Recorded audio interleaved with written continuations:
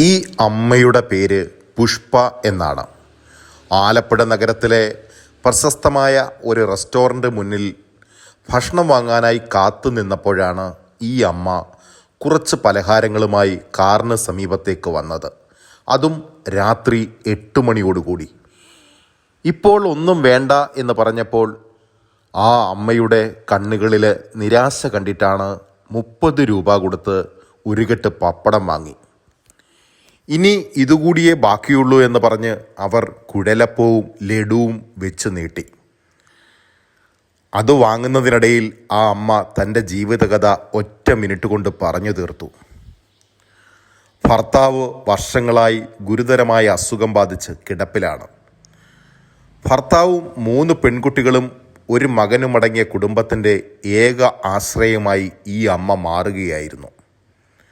വീട്ടിലുണ്ടാക്കുന്ന പലഹാരങ്ങളുമായി ഒരു സഞ്ചിയിൽ നിറച്ച് ഇവർ ആലപ്പുഴയിലെ തെരുവോരങ്ങളിലൂടെ നടക്കുന്നത് ലാഭത്തിന് വേണ്ടിയല്ല. ഇത് വിറ്റിട്ട് വേണം ഭർത്താവിന് മരുന്നും മറ്റും വാങ്ങേണ്ടത്. ആലപ്പുഴ തിരുമല അമ്പലത്തിൻ്റെ തെക്കേ നടയിൽ കണ്ണമംഗലം പുരയിടത്തിൽ പുഷ്പ എന്ന ഈ മാതാവ് കഴിഞ്ഞ 22 വർഷക്കാലമായി ഇത്തരത്തിൽ കച്ചവടം ചെയ്ത് തൻ്റെ കുടുംബത്തെ പോറ്റുകയാണ്.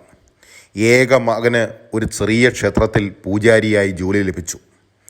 ഈ അമ്മയോട് തൻ്റെ ഫോൺ നമ്പർ ചോദിച്ചപ്പോൾ ഉണ്ടായിരുന്ന ഫോൺ വെള്ളത്തിൽ വീണ് ചീത്തയായി എന്നും ഓണത്തിന് ഒരെണ്ണം വാങ്ങണമെന്നാണ് ആഗ്രഹം എന്നും പറഞ്ഞു.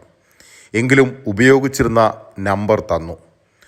കണ്ണിനും കാതിനും ആരോഗ്യ പ്രശ്നങ്ങളുള്ള ഈ അമ്മ പലഹാരങ്ങളുമായി ആലപ്പുഴയിൽ വെച്ച് നമ്മെ സമീപിക്കുമ്പോൾ ഒരെണ്ണമെങ്കിലും വാങ്ങണം.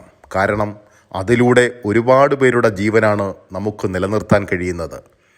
പുഷ്പ എന്ന ഈ മാതാവ് ഇച്ഛാശക്തിയുടെയും നിശ്ചയദാർഢ്യത്തിൻ്റെയും പര്യായമാണ്.